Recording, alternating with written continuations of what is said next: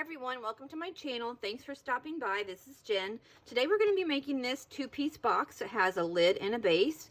I made this project earlier on one of my top 20 paper craft projects, and the difference in this box and this box is the lid piece that you start out with is much smaller than your base piece, and that's why you have the difference in, that's why you can see the base in this project. In this project here, our lid and our base are the same size, and so that's why you don't really see any of the base except for if you turn it upside down.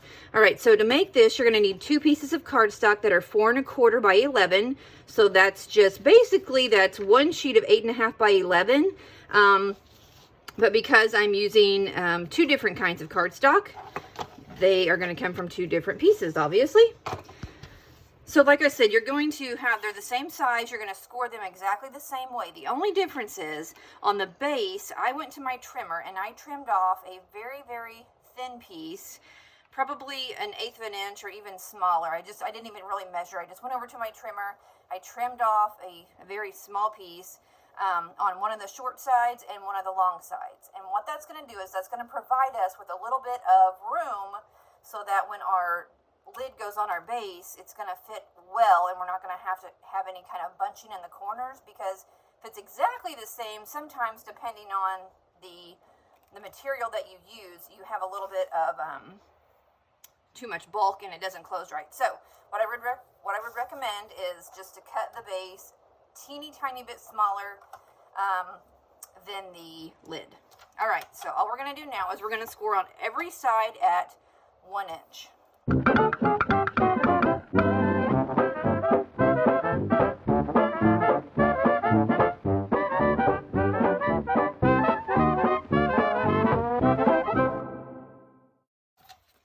Okay, that's all the scoring we have to do. So now we're just going to burnish these score lines. And both of these pieces are really thick cardstock. I believe they're 110 pound. So it's a really, really sturdy box.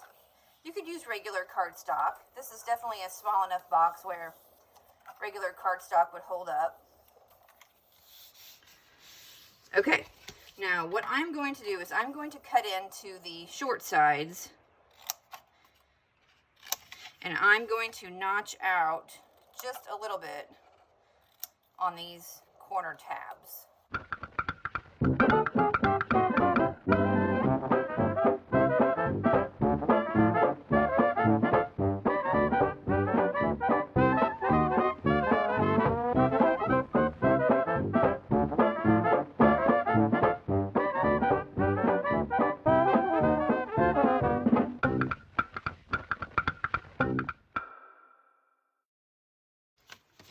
Okay, so I have both my pieces like this.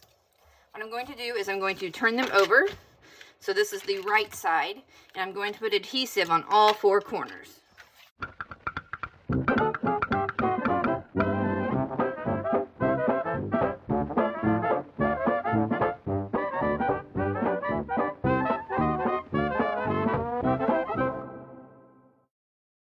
Okay, so the adhesive is on all of our corners. We're just going to assemble the box. We're just going to fold in our tabs, line up the side scored line with the edge of the, I guess the ends sides of our box.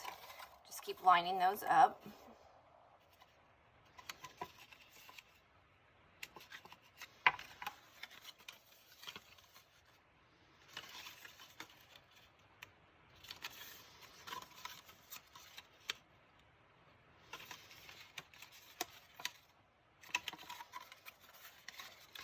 Okay, so there's the 2 pieces of our box. You could use glue if you wanted to on these tabs, whatever kind of adhesive you wanted. All right, so we're just going to put our lid on our base.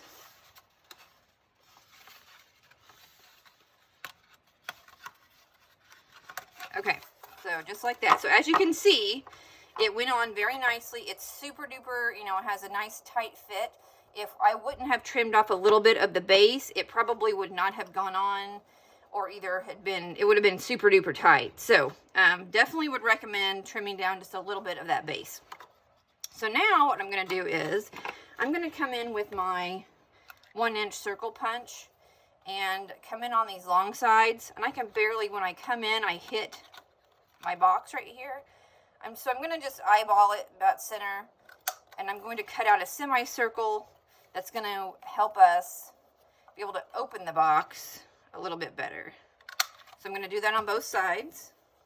And then you can, put whatever in there. You can put some pens, some craft supplies, some candies. It will hold a lot of goodies. Okay, so that's what we have. And then with these notch outs being right here, we can grab it and open it up a lot easier. All right, so now the ribbon that I used, I'm going to do the exact same way that I did the example.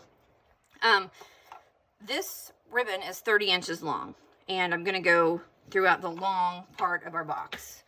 I will tell you that I kind of centered the ribbon up on the box like this, and I grabbed my 1/8 of an inch score tape, and I ran a piece of this down the middle of the ribbon, just slightly shorter than the length of my box.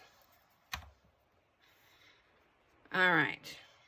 That's because I want the ribbon to stay put on the box. So by attaching it to the bottom of the box, it's a lot easier to keep track of the ribbon, and you can still open and close it. So I'm taking the part where I put the adhesive on, I'm laying it down on the bottom of the box, centered up, and then the ribbon stays on, okay? You can still open and close the box, but the ribbon's gonna stay on. And then I'll just choose, I tied it on that end. I guess if you flip it around, it doesn't really matter. I'm gonna go to this side this time. Tie a bow.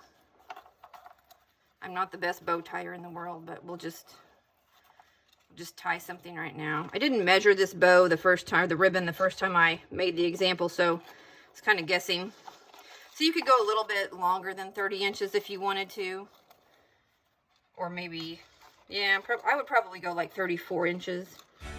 Anyways, that's the ribbon. I will fix that up later to make it look similar to this one so that it's nice and pretty. And that's the project for today. Thanks for watching. Bye-bye.